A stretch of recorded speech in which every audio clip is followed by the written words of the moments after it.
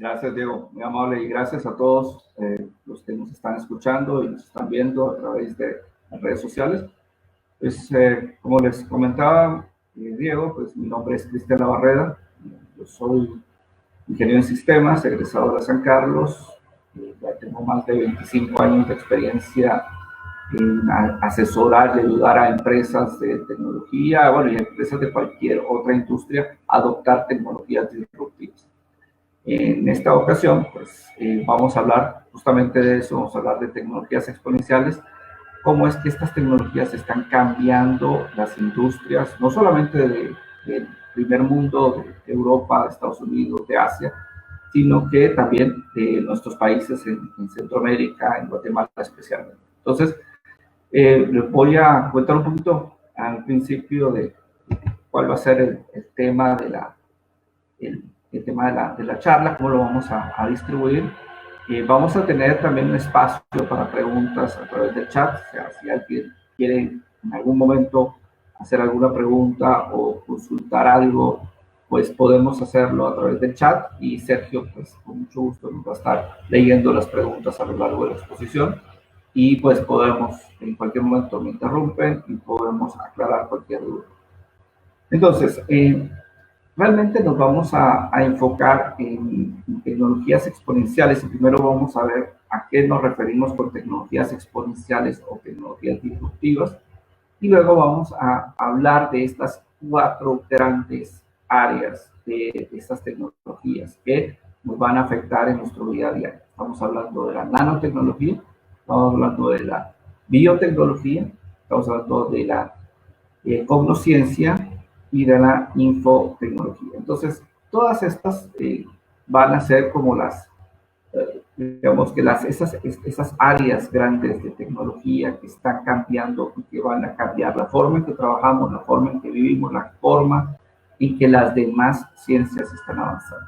Porque estamos también ante un mundo que está cambiando demasiado rápido, está muy rápido, todos los cambios están dándose de forma, como mencionamos en el título, exponencial, y lo vamos a explicar en un momento, y tenemos que estar preparados para poder subirnos a esta ola y poderla sacar el mayor provecho. Estas cuatro áreas que vamos a conversar hoy, de la nanotecnología y la biotecnología en particular, a mí me gusta verlas como que fueran el hardware, ¿verdad? Estamos hablando de la nano, que es que tiene con los materiales, con nuevas formas de poder explorar lo muy pequeño y poder generar nuevos materiales, nuevos componentes. La biotecnología, que es la nanotecnología asociada también con la vida y en especial los componentes de carbono y cómo es que todos estos componentes afectan nuestro día a día. Y vamos a ver muchos ejemplos a lo largo de la charla de la biotecnología y cómo están estos avances cambiando el mundo que lo conocemos. Luego vamos a ver también temas de infotecnología, particularmente el tema de la inteligencia artificial, machine learning, deep learning, y cómo es que esto también nos está afectando. Y también la cognoscencia, que es el estudio del cerebro, de la forma en que empezamos y poder pensar también cómo vamos a reproducir eso en nuestra tecnología. Entonces, nano y bio son como el hardware, info, cognos es más o menos como el software que va debajo de estas personas. Y luego abajo tenemos un tema de nube, de cloud computing. ¿Por qué mencionamos cloud computing con estas tecnologías exponenciales? Y vamos a ver que realmente para poder aprovechar todas estas tecnologías exponenciales a las que estamos expuestos, vamos a estar expuestos en los próximos 10 o 20 años, y eso es lo más importante. Tenemos que estar preparados para esta ola que se ve, que vamos a tener en los próximos 10, 20 años, y vamos a ver que un componente indispensable para que podamos aprovechar estas nuevas tecnologías es precisamente la tecnología cloud, porque es la única que nos va a permitir la velocidad necesaria para poder aprovechar al máximo estos cambios tecnológicos. Muy bien, entonces vamos a empezar viendo todos los cambios que hemos visto a lo largo del tiempo. Hay cambios que tradicionalmente los últimos 50 años, pues los cambios habían sido de forma incremental bastante, pero no habíamos visto cambios exponenciales como los que vamos a ver en los próximos 10 o 20 años. Entonces, es importante prepararnos y que esto va a afectar a todas las áreas de conocimiento. Aquí vemos en la gráfica temas de salud. Vamos a tener que la tecnología está intrínsecamente asociada a la salud y cómo los avances tecnológicos están afectando la forma en que vamos a sintetizar nuevos productos, en que vamos a sintetizar medicina, en que vamos a investigar las enfermedades.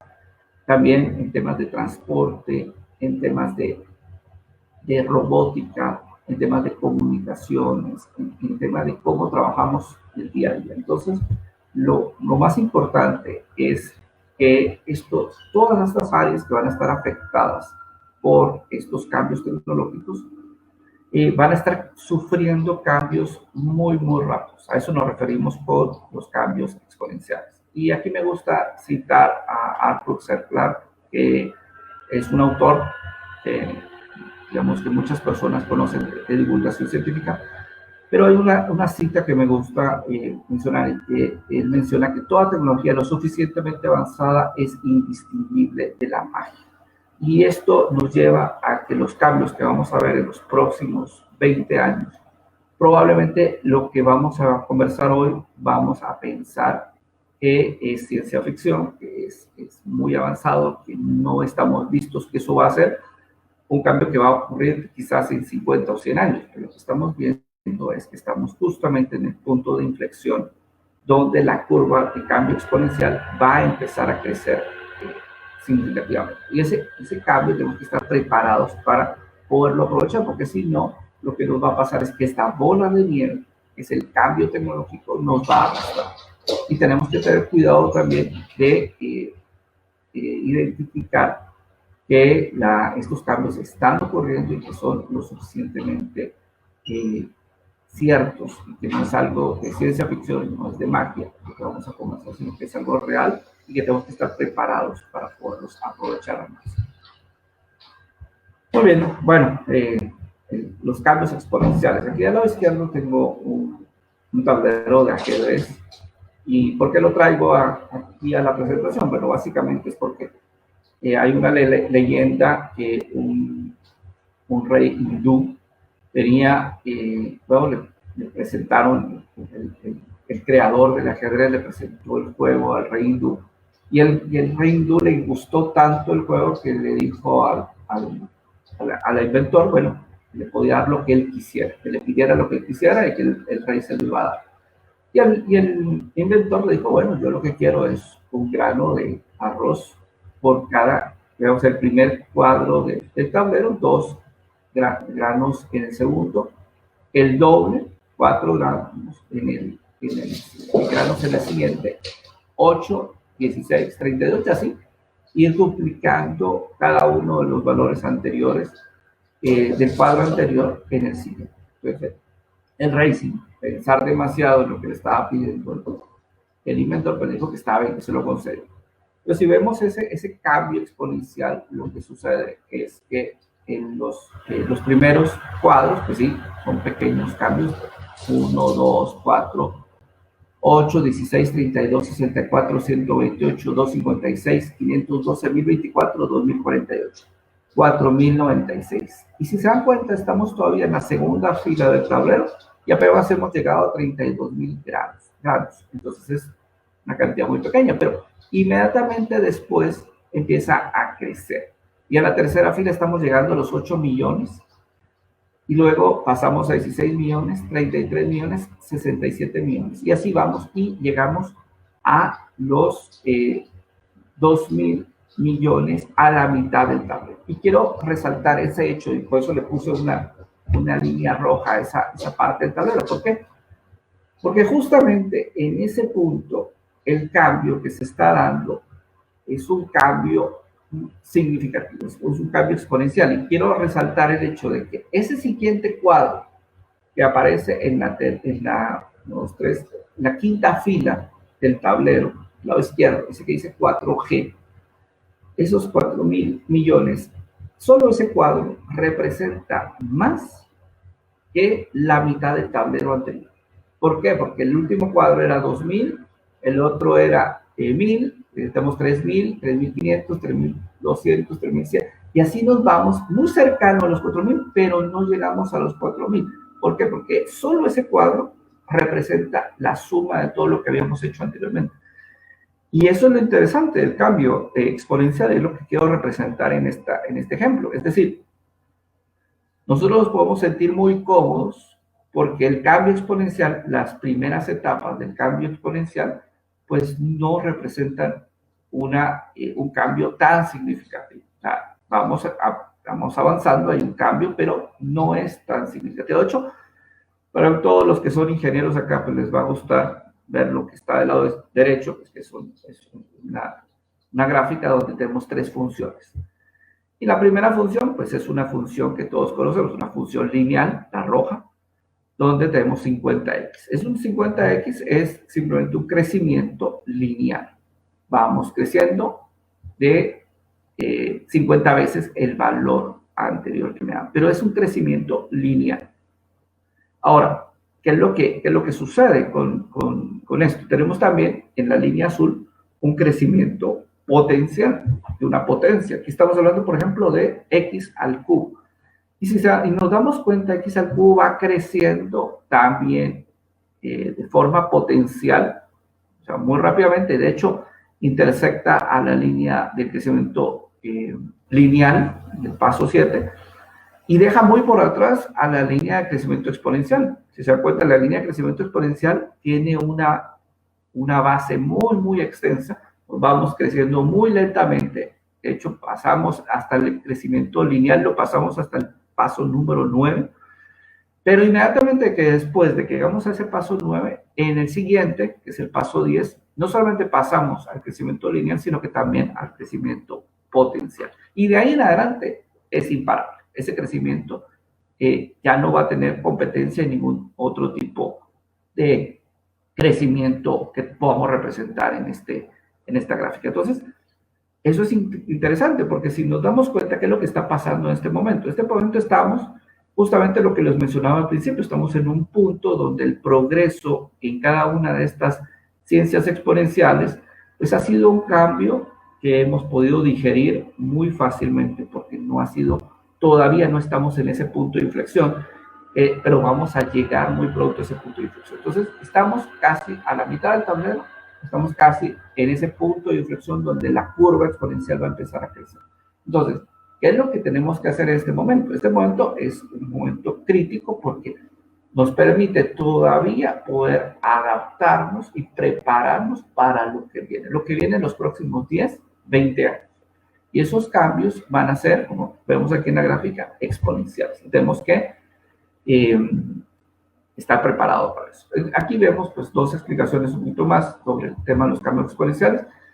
Nuestra mente está diseñada para pensar en términos lineales. De hecho, lo primero que recibimos en la escuela cuando empezamos a ir, pues probablemente es una regla, y una regla que nos permite medir cosas y podemos medir, y nuestra mente está diseñada para pensar en términos lineales. Pensamos en 1, 2, 3, 4, 5.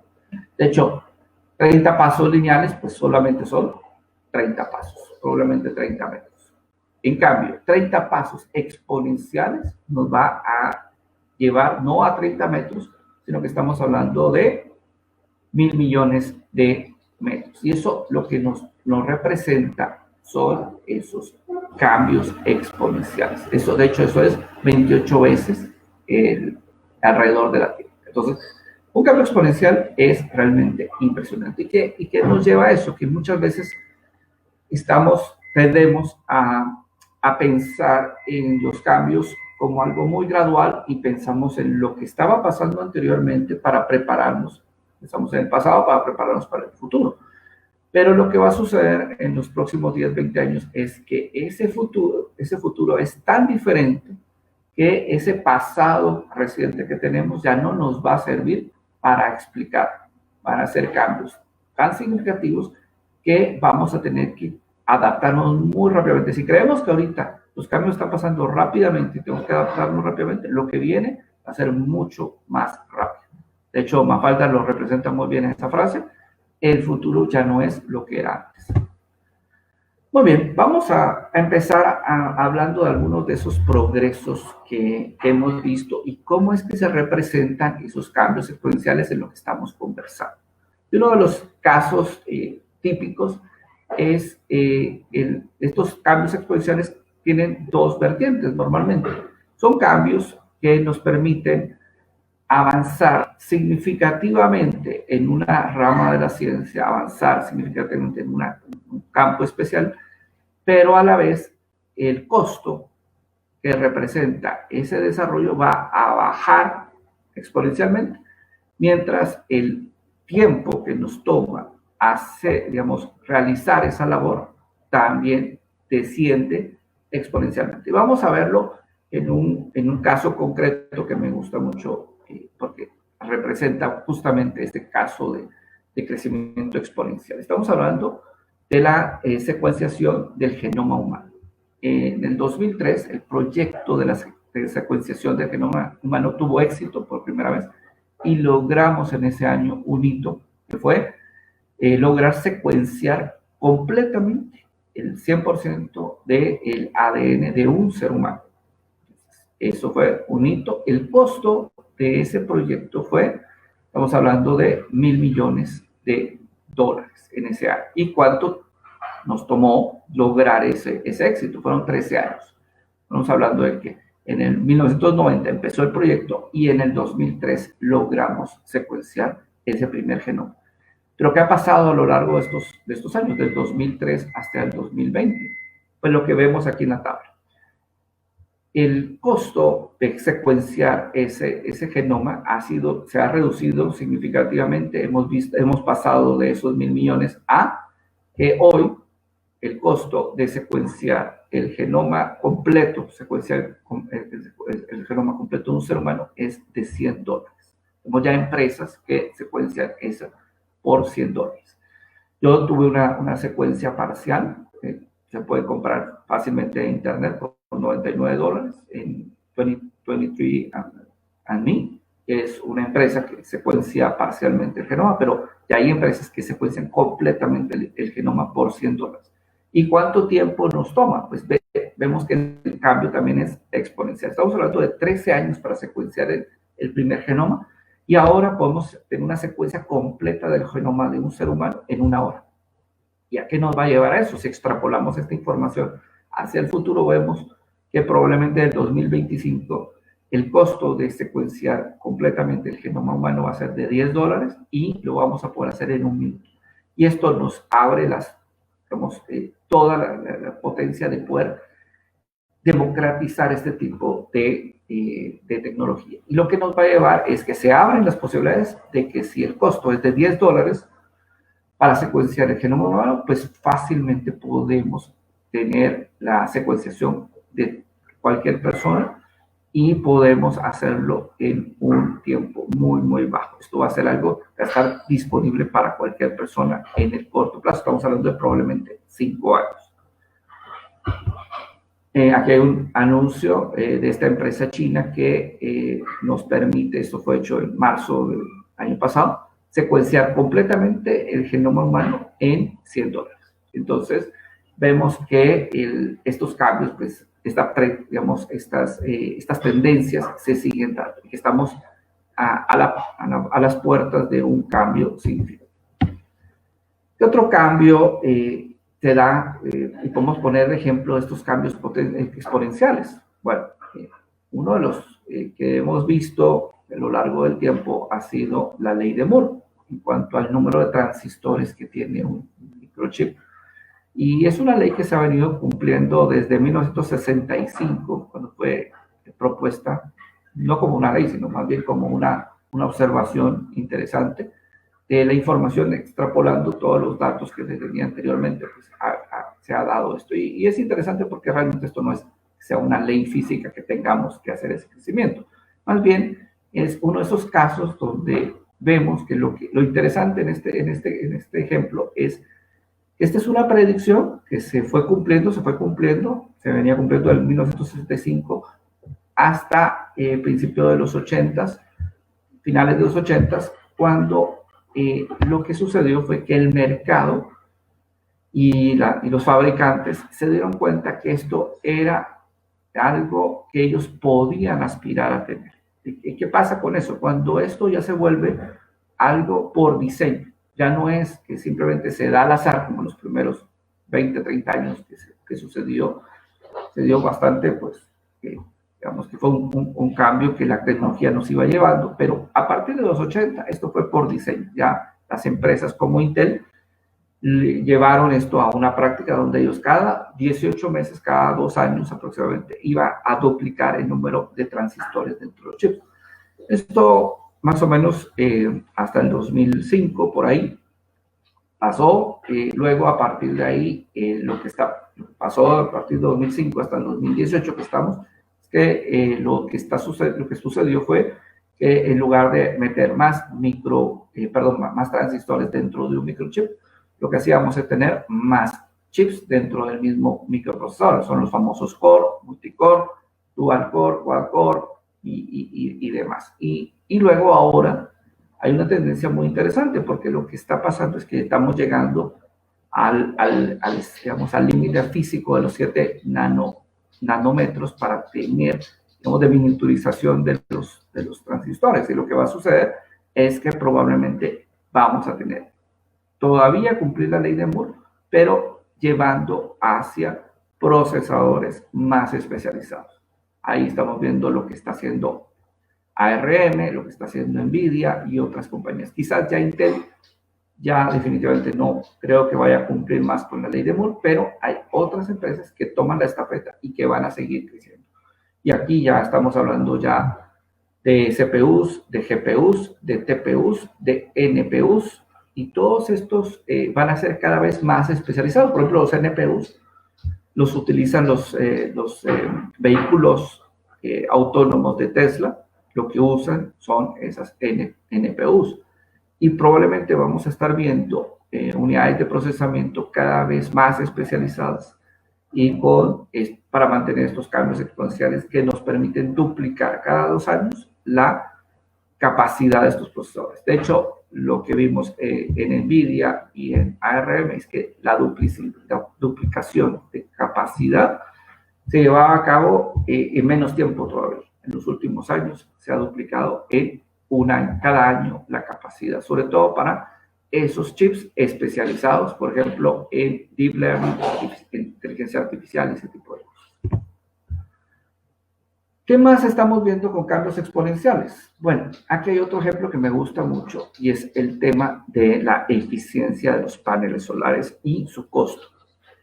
También ha tenido un componente. Bueno, y aquí regresando un poco al anterior, también aquí no solamente se ha duplicado otra vez la misma tendencia, se duplica la capacidad, pero se reduce el costo. Lo mismo hemos estado viendo en todos estos ejemplos que estamos conversando. El tema de la eficiencia en los paneles solares, cuando empezaron los paneles solares en 1980, probablemente los primeros que se vendieron comercialmente, o que la tecnología viene desde 1960, eran paneles solares que tenían una eficiencia, pues probablemente de el 15%, 16%, 17%, 18%, por ahí va la eficiencia, pero ha ido progresando y a partir de 2012, 2015, 2016, 2017, 2018, ahora estamos hablando de una eficiencia del 45% y probablemente en el último año lo hemos llegado ya a tener eficiencias de casi 60%. Eso ya está en laboratorio y tenemos paneles solares que nos permiten tener una eficiencia de 60%. Estamos hablando de 60% de aprovechamiento de de estas células solares que nos permiten convertir esta energía solar en electricidad y teniendo una pérdida cada vez menor y teniendo mayor capacidad en cada celda solar. Y del lado derecho, pues vemos también cómo ha ido progresando el precio. el precio por watt generado a través de los paneles solares. Y aquí vamos viendo que el precio por watt ha bajado de $3.5 por watt en el 2016 a menos de $2 actualmente. Entonces, lo que quiero representar con esto es que estos cambios todos tienen el mismo patrón. Estamos hablando de cambios donde logramos una mayor eficiencia en lo que estamos haciendo, o en el caso de los chips, una duplicidad del número de transistores, o en el caso del genoma, lograr lo mismo a un menor tiempo y a un menor costo. Y lo mismo estamos viendo con todas estas tecnologías. Entonces, también hay otro cambio que me gustaría resaltar aquí, y es un cambio que, bueno, no sé si ustedes estuvieron enterados, pero en diciembre del 2020, AlphaFold 2 logró resolver un problema que tenía 50 años, y era el tema de predecir la estructura terciaria de una molécula a partir de su secuencia de aminoácidos. Entonces, y era un problema que tenía 50 años y que, de hecho, hay una competencia que es el CRISP, que todos los años se reúne a equipos de todo el mundo tratando de resolver este problema. Esos son los problemas críticos de la biotecnología, porque todos sabemos que a partir del ADN se genera el ARN y ARN mensajero, y a partir de este ARN mensajero en las células se producen los aminoácidos, se van sintetizando los aminoácidos a partir de las secuencias que vienen en el ARN. Y esto lo conocemos muy bien, porque el ARN pues, está formado por 4 bases, y los aminoácidos por 20 aminoácidos básicos. Y esto es la famosa tabla principal de la genética, donde convertimos aminoácidos, bases en aminoácidos. Y luego esos aminoácidos se convierten en proteínas, en las mitocondrias. Entonces, el tema es de que ahí sí se complica la cosa, porque a partir de estos aminoácidos básicos, ¿cómo se va a convertir en millones y millones de diferentes proteínas? De hecho, casi todos los componentes de nuestro cuerpo y de la vida en general están hechas de proteínas. Las hormonas son proteínas, las células de la piel son proteínas, muchas de las células que estamos formados, de los componentes químicos de nuestro cuerpo, la hemoglobina está formada de proteínas. Entonces, mucho está formado de proteínas, y digamos, poder predecir la forma en que va a tener una proteína, que se va a doblar una proteína a partir de la base de la secuencia de aminoácidos que tiene, pues era algo que todavía nos detenía en ese progreso. De hecho, si el año pasado o a finales del año pasado usted le hubiera preguntado a cualquier científico cuál era uno de los, digamos, biomoleculares, o cualquier científico de esta área, que iba a ser su reto en los próximos 10 años, era resolver este problema. O sea, todavía se pensaba que era un problema que no iba a ser resuelto hasta por lo menos dentro de 10 años. Muchas empresas y es lo interesante, porque fíjense, muchas empresas en todo el mundo estaban hasta el año pasado empezando su investigación en el área de determinar la estructura 3D de una proteína. O sea, invirtiendo millones de dólares en lograr obtener esa información, porque era un reto en el que se habían hecho avances significativos, pero todavía se esperaba que se tardaran 10 años en hacerlo. Y el año pasado pues, se logró resolver, y lo hizo AlphaFold.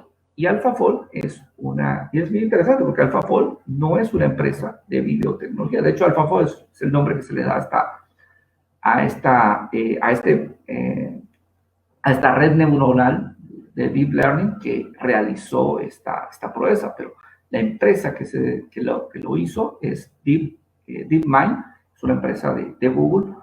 Y DeepMind fue la misma que hace algunos años el AlphaGo logró derrotar al campeón mundial de Go, que también era un problema que se creía que no se iba a lograr, hasta mucho después que una máquina pudiera derrotar a un experto en el juego de Go por la complejidad del juego. Pero aquí lo que está pasando es que esta empresa DeepMind no se dedica a este tipo de tecnologías, de hecho se dedica a la construcción de redes neuronales para propósito general. Lo interesante es que el año anterior, en 2019, en el concurso de CRISP que se llevó a cabo ese año, participó AlphaFold, en la primera versión, AlphaFold 1. ¿Verdad? En ese tiempo se llamaba AlphaFold, y lo que hizo fue entrar con un enfoque totalmente diferente. Y el enfoque que tuvo es un enfoque de reconocimiento de imágenes. Cómo convertir de una imagen a otra imagen. Ese es básicamente lo que hizo AlphaFold en su primer intento, era convertir imágenes en otras imágenes. Y lo que hizo fue agarrar la secuencia de aminoácidos, convertirlos en una imagen e ir con estas redes neuronales, lograr convertirlo en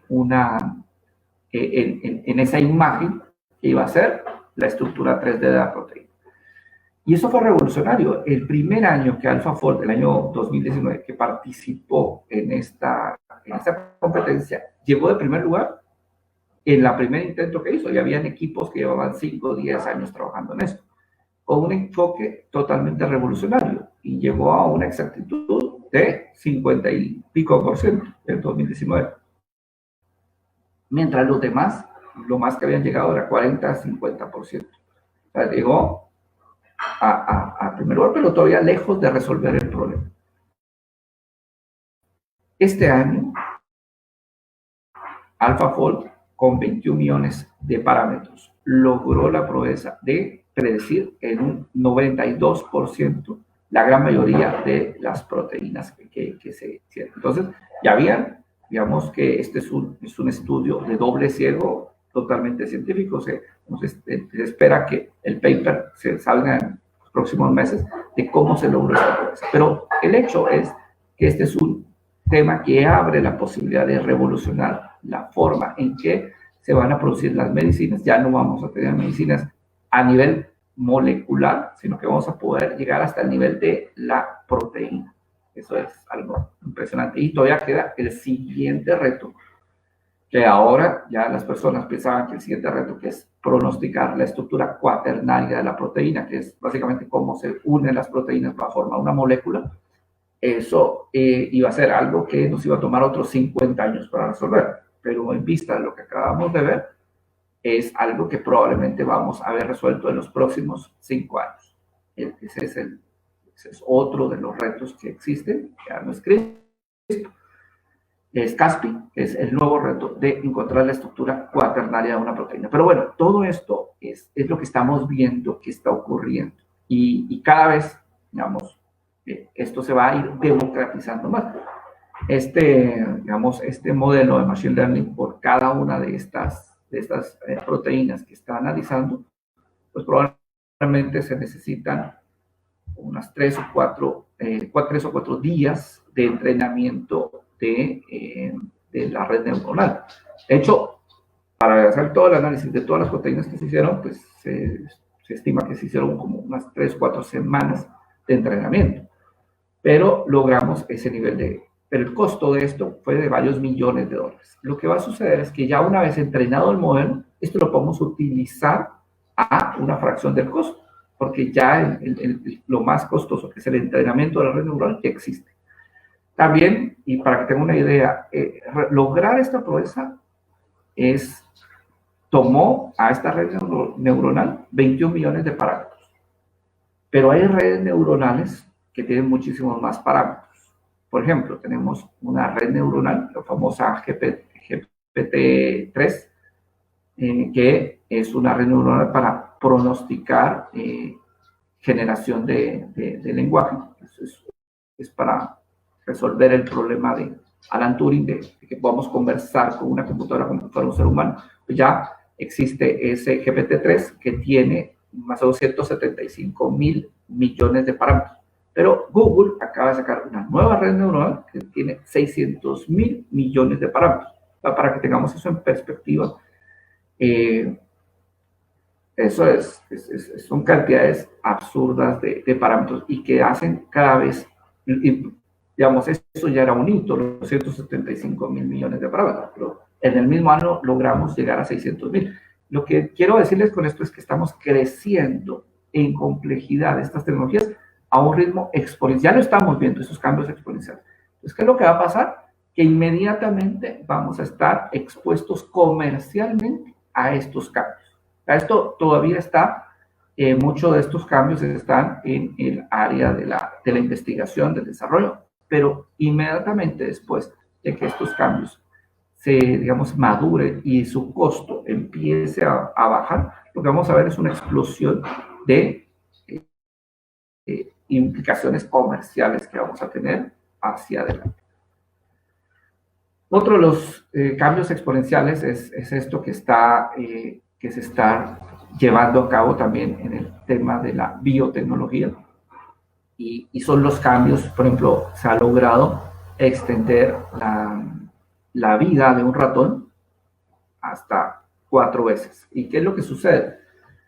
Un ratón, pues, probablemente su vida será de una semana, un poco más, pero lo hemos logrado extender 3 veces más.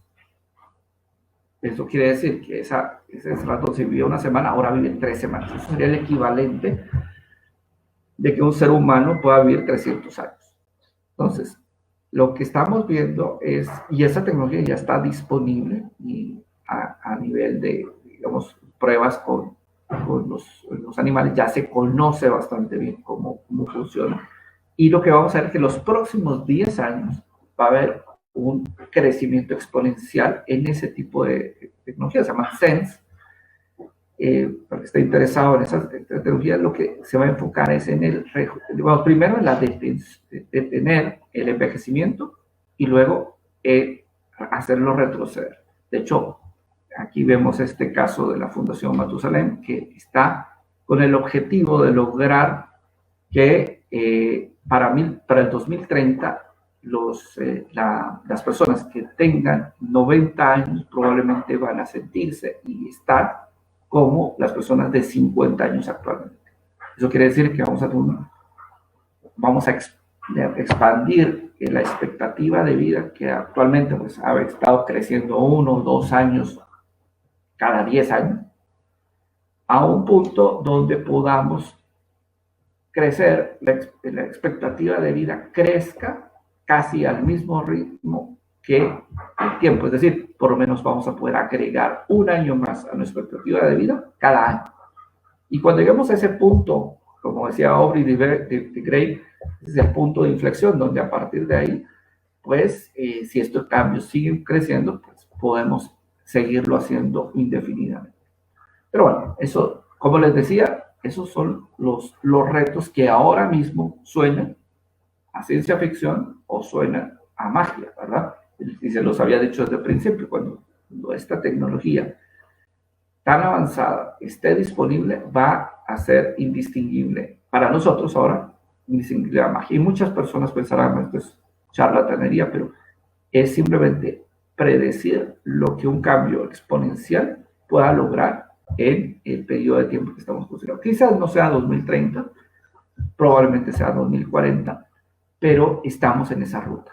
O sea, depende, recordemos la gráfica, depende de en qué punto de la gráfica del cambio exponencial estemos. Pero de que vamos a llegar a ese cambio, es muy probable que vamos a llegar.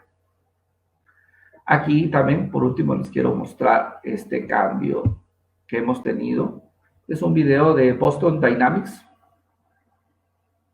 con los cambios que ha tenido los robots. Voy a bajar un poquito la música. Los cambios que han tenido los robots a lo largo de los últimos 10 años. Estos son los últimos 10 años. Hemos visto desde el lado izquierdo estos robots que estaban aprendiendo a caminar y lograr el balance, a la proeza que está haciendo el robot del lado derecho. También estos robots que que nos permiten también, bueno, tenemos robots también 3D que están ya en producción en los warehouses, las bodegas de Amazon, que permiten almacenar y sacar, digamos, los paquetes dentro de las filas de los racks de forma totalmente de 3D. O sea, el robot sube por la fila, llega a la columna, extrae la caja y la va llevando a otro lado. Entonces, esto son los cambios que estamos teniendo en estas tecnologías. O sea, ya esta tecnología no se ve, ya no es una tecnología de ciencia ficción, ya no es, alguien decía que esto era CGI, que esto es algo generado por computadora, pero no, esto no es generado por computadora, esto es real, ese robot está haciendo un flip, es tal cual. O sea, todo lo que estamos viendo es algo que está ocurriendo y que ya está disponible. De hecho, no quiere comprar uno de estos robots perros de Boston Dynamics, solo tiene que pagar los $60,000 que cuesta cada uno y lo puede llevar. Pero lo que logran tener estos robots, por ejemplo, este grupo de robots del lado derecho, lo que está arrastrando ahí, llevando digamos, es la capacidad de carga que pueden tener estos robots, está llevando este tráiler con esa carga. Y vemos los cambios que ha tenido esta tecnología. Y solo en la robótica podemos conversar infinidad de cosas. Y esto es en los últimos 10 años. Y otra vez, recordemos que esta es una de esas tecnologías que crecen exponencialmente. ¿Qué quiere decir? Que estos cambios tal vez pueden no ser totalmente, digamos, no son los únicos cambios que vamos a ver, sino que de aquí en adelante vamos a ver cambios todavía más acelerados. La velocidad con que estos cambios van a venir van a ser cada vez más rápidos. Y lo que tenemos que hacer es estar listos, porque esto va a cambiar la forma en que se atienden a las personas, la forma en que la logística de las empresas va a cambiar, la forma en que nos transportamos, la forma en que enviamos nuestros paquetes, enviamos nuestro... Todo esto está cambiando constantemente. Muy bien, voy a tener aquí el video y vamos a seguir hacia la siguiente diapositiva. Muy bien, ahora se recuerdan que al principio de todo este recorrido que estamos haciendo sobre las tecnologías exponenciales, estamos hablando también de la nube. Y hablábamos de cloud computing ahí como un componente clave. Y ustedes se preguntarán, bueno, ¿qué tiene que ver la nube con todo esto? Bueno, la clave en todas estas tecnologías, lo importante en esta charla es que nos llevemos el mensaje de que todas estas tecnologías están en incubación y próximas a salir al mercado y revolucionar la forma en que trabajamos. Entonces, tenemos que estar preparados como ingenieros para aceptar estos cambios. Probablemente si uno es un ingeniero civil, probablemente la nanotecnología nos va a cambiar la forma en que trabajamos con los materiales, los mismos materiales con los que trabajamos. Vamos a tener nuevas formas de hacer, construir y de hacer estos proyectos de ingeniería. Entonces, esto va a cambiar, tenemos que estar preparados para ese cambio. En la ingeniería química ya vemos todos los cambios que se están dando y que probablemente tecnologías como AlphaFold 2 nos van a cambiar la forma en que trabajamos también nosotros.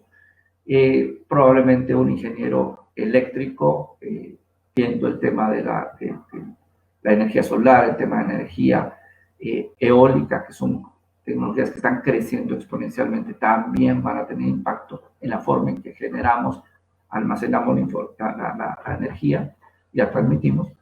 Todos nosotros en el gremio, todos los tipos de ingeniería van a estar siendo afectados por estas tecnologías disruptivas exponenciales. Entonces, ¿qué es lo que tenemos que tener claro? Lo que tenemos que saber y nuestra clave para poder triunfar es básicamente lograr que nos adaptemos a estos cambios de la forma más rápida posible. Entonces, ¿Qué significa eso? Tenemos que estar preparados para poder recibir esa tecnología y adaptarla a nuestro negocio. ¿Y cómo lo podemos hacer?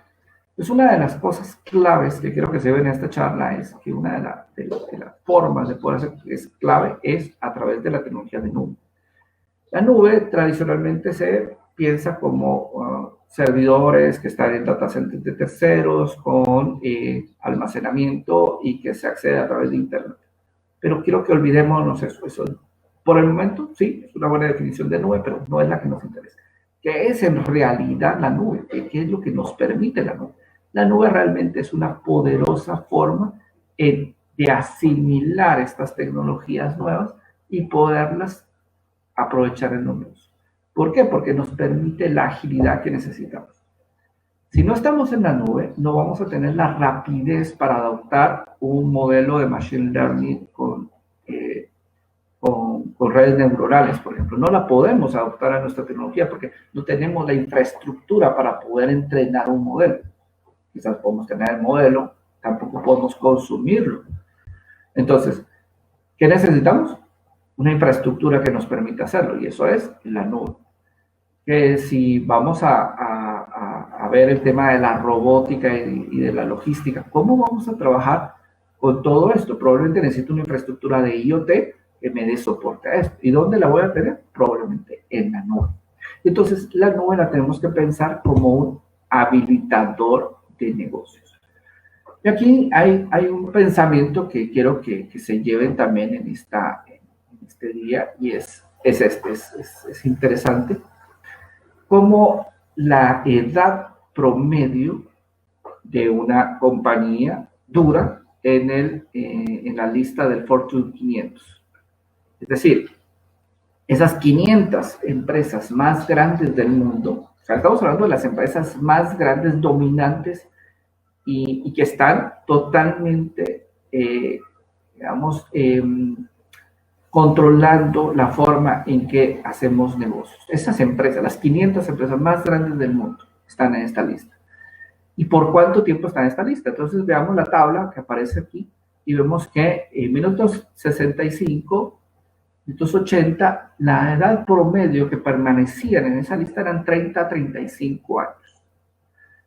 ¿Qué quiere decir eso? Que primero tenían que crecer esas empresas, probablemente les tomaba otros 30, 40 años poder llegar a crecer, o muchas de ellas les tomó hasta 100 años, poder llegar a crecer, a ser tan dominantes en el mercado para poder pertenecer a esa élite de las 500 empresas más grandes. O sea, hablando de empresas que controlan muchas de las industrias. Y esas empresas permanecían en esa élite por 30 años, hasta que venía una revolución que probablemente cambiaba tal vez su cadena de producción, quizás su forma, su modelo de negocios, cambiaba alguna tecnología innovadora y probablemente iba a ser destronada por una nueva empresa que llegaba a ocupar su lugar. Pero ese periodo de tiempo que esas empresas permanecen en el Fortune 500 cada vez ha ido decreciendo. Y vemos que hoy, en 2020, el tiempo promedio de una empresa estar en esa lista se ha reducido a 18 años. Estamos hablando de 2020, estamos hablando de que en promedio esas empresas duran 18 años. Estamos hablando de empresas muy establecidas que tienen vínculos con gobiernos, con industrias, o sea, que están totalmente sintetizadas y que están totalmente adaptadas a la forma de trabajar. Entonces, es muy difícil quitar a una empresa de ese tipo, ¿verdad? Pero estamos viendo que la tecnología está cambiando tan rápido que vamos a llegar a tener que digamos, en este periodo de tiempo, la tendencia se ve hacia la baja. Cada vez más rápido esas empresas van a dejar de existir. ¿Y qué tenemos que hacer nosotros? Pues lo que nosotros tenemos que hacer es prepararnos para ese cambio. Si esto le pasa a las empresas más grandes, ¿qué es lo que les va a pasar a nuestras empresas donde nosotros trabajamos o emprendimientos que tenemos? Entonces tenemos que estar preparados para cambiar a una velocidad mucho más rápida. Entonces, lo que quiero que nos llevemos como mensaje es que tenemos que estar preparados para ese cambio. Y la forma de estar preparados para ese cambio probablemente es la nube, que es la habilitadora que nos permite tener esos negocios. Negocios como Airbnb, Netflix, el mismo Tesla, Uber, son empresas que no hubieran podido existir si no existiera la nube. O sea, su modelo de negocios, claro, es tecnológico, pero requiere de una flexibilidad y una rapidez para adaptarse que se necesita tener esa flexibilidad que solamente la nube nos presenta. Entonces, el mensaje es a todos los que estamos aquí escuchando, tenemos que prepararnos, porque el cambio viene probablemente en algunas tecnologías, ya estamos en ese punto de inflexión del cambio exponencial, en otras tecnologías todavía estamos en esa meseta que nos permite prepararnos para poder aprovechar al máximo esa tecnología, pero no podemos dejar pasar estos años sin que estemos totalmente preparados, porque el cambio va a venir, ya sea en 5 o 10 años, va a venir, y tenemos que estar preparados. Y entonces, lo que tenemos que tener claro es que la forma principal de estar preparados, el primer paso que debemos de hacer para estar preparados es la tecnología de nube. O sea, es el primer requisito. Empresas que no estén en la nube en los próximos 5, 10 años probablemente van a desaparecer. ¿Por qué? Porque no se van a poder adaptar tan rápido a lo nuevo que viene. Entonces, lo que tenemos que hacer es prepararnos anticipadamente y habilitar nuestros negocios, como dice acá, utilizando la nube para poder hacer estos cambios lo más rápido posible. Aquí vemos algunos ejemplos de quizás las empresas que son más tradicionales y que más difícilmente se adaptan a estos cambios, pues son los bancos. El sistema financiero es tal vez de los más conservadores que tenemos en todas las industrias. Y sin embargo, aquí les quiero resaltar lo que Francisco González, que es presidente del BBVA, dejó muy claro en una entrevista el año pasado. Y es que los bancos, y él es el presidente del BBVA, uno de los 10 bancos más grandes del mundo, dice, los bancos ya saben que van a dejar de existir como se les conoce. Claro, el titular es un poquito amarillista porque no cita toda la frase, ¿verdad? Simplemente dice, los bancos ya saben que van a dejar de existir. Pero realmente no es que dejen de existir, es que van a dejar de existir como los conocemos. La forma en que los conocemos, la forma en que los bancos y las empresas, financieras han estado trabajando en los últimos 200 años, ya no va a ser la misma. Va a haber un cambio significativo. Y es hacia la banca que él conoce como la banca exponencial. Y es otra vez un cambio exponencial que está pasando ante nuestros ojos. Estamos viendo ese cambio de primera mano. Nosotros, dentro de Source Capital, nos especializamos en proveer servicios de nube a las empresas y ayudarlos a adaptarse a estas nuevas tecnologías. Y uno de los casos de éxito que me gusta mencionar es el de Nubank. Nubank es el primer banco sin ningún activo físico. No tienen edificios, no tienen agencias, no tienen nada de lo que un banco tradicional tiene. Nubank es un banco totalmente digital, es el primer banco latinoamericano sin infraestructura física, ya opera en Brasil, en Colombia y está expandiéndose a otros mercados. Nosotros en lo particular hemos ayudado a muchas industrias a adoptar esta nueva tecnología del Open Banking. Por ejemplo, uno de nuestros clientes es en México Banco Azteca y de Grupo Salinas, y con ellos los hemos ayudado en esa transformación de Open Banking para empezar a adaptarse a los cambios que se vienen. Entonces, tenemos que ser claros que la banca, y así como todos los demás negocios que hemos mencionado anteriormente, se están viendo afectados por estos cambios en la forma de hacer negocios. Entonces, si los bancos, que son los de los segmentos más conservadores, ya lo tienen claro, lo han visto y se están preparando para el cambio, pues también el resto de industrias tenemos que levantar la mano y explicarles a los empresarios, los dueños de negocios. Miren, nosotros como ingenieros tenemos esa visión de poder ver más allá del día a día y vemos que la tendencia es hacia esto. Entonces, explicar, no es que su empresa vaya a tener que convertirse a una empresa tecnológica, pero no podemos dejar a un lado la tecnología. Va a tener que ser un componente indispensable para el futuro del negocio. La tecnología va a ser un elemento indispensable en todos los negocios, cualquier vertical. Y tenemos que adaptarnos a esos cambios. Entonces, uno de esos cambios que tenemos que hacer, los primeros mensajes que tenemos que hacer es adaptarnos hacia la tecnología de la nube que nos permite adaptarnos rápidamente a eso. ¿Sí? Entonces los bancos ya lo están haciendo y el resto de industrias deberíamos de seguirlas.